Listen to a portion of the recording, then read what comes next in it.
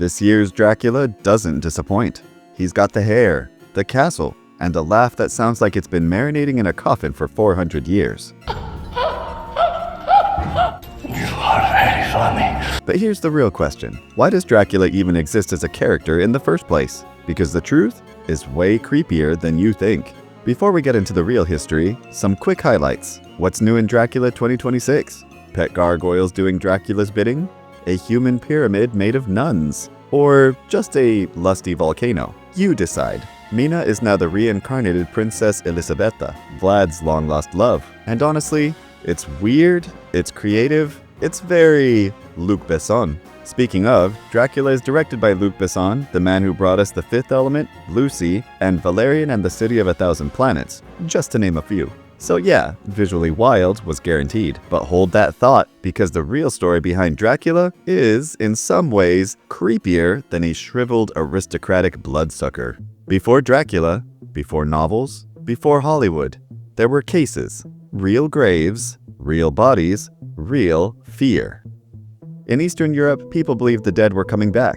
Not as suave undead aristocrats, something weirder. They called them strigoi, or vampire. And these things didn't physically bite you, they drained your life essence. In 1725, a man named Petar Blagojevic dies. Then villagers start dropping dead. Before they die, they all say the same thing: "He came to visit me." Apparently, several locals claimed that Petar throttled them in their sleep, and later these same people would be found dead. Petar's widow fled because her dead husband showed up and demanded his shoes. So, officials dug Petar up, and what do they find? Body not decomposed, blood around the mouth. So, they do the only thing that makes sense in 1725. They drive a stake through his heart, and according to reports, fresh blood pours out. And then there's Arnold Paola, a soldier who, while still alive, said that he'd already been attacked by a vampire. He dies around 1726. Then locals who lived near him start dying. So they dig Arnold up.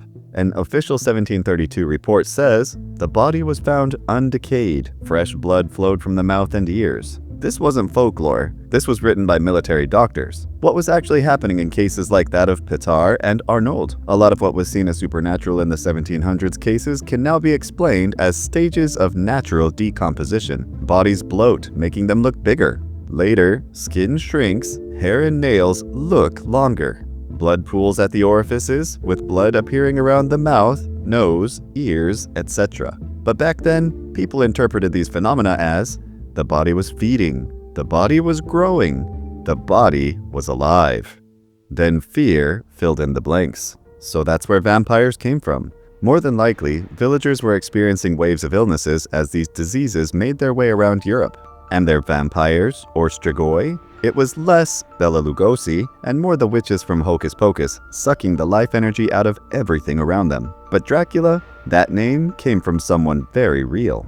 It starts back in the 1400s with Vlad II, called Dracula. The ruler of Wallachia, now modern Romania, was caught between two superpowers, Christian Europe and the Muslim Ottoman Empire. Vlad II joins the Order of the Dragon, an exclusive group of European elites dedicated to repelling the Ottomans and defending their faith. That's where he gets the name. Dracula equals dragon. Then his son, Vlad III, is later called Dracula.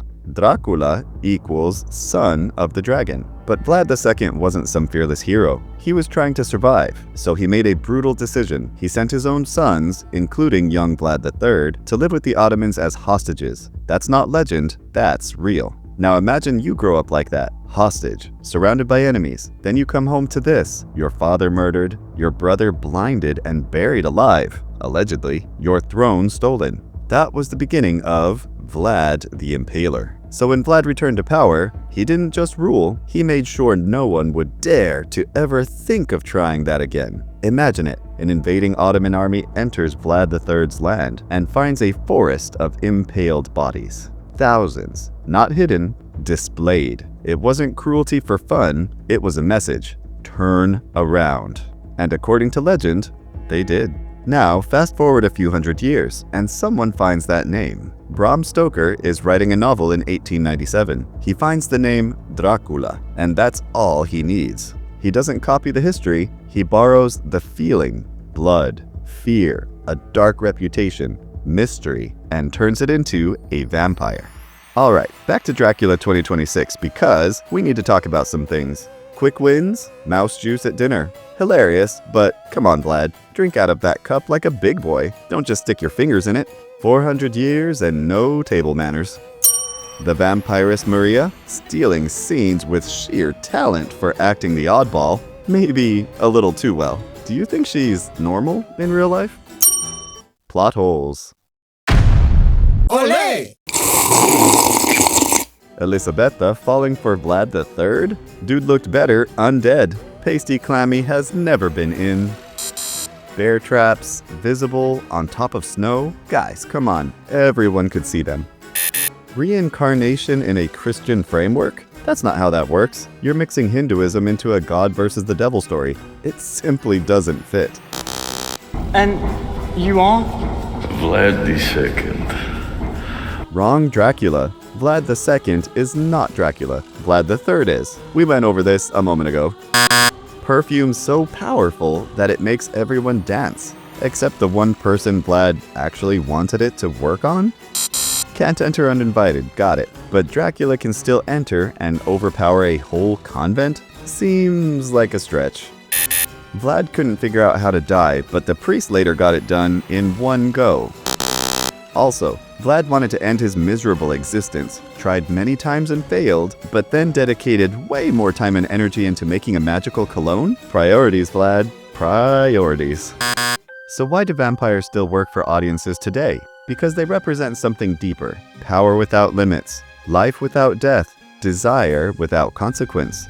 Vampires change with the times. Back then, they explained disease. Now, they reflect something else entirely. So when you hear Dracula, you're not just hearing about a vampire. You're hearing real fear, real history, and a man whose reputation became legend. History didn't create the modern vampire, but it did create the perfect shadow for one to step into.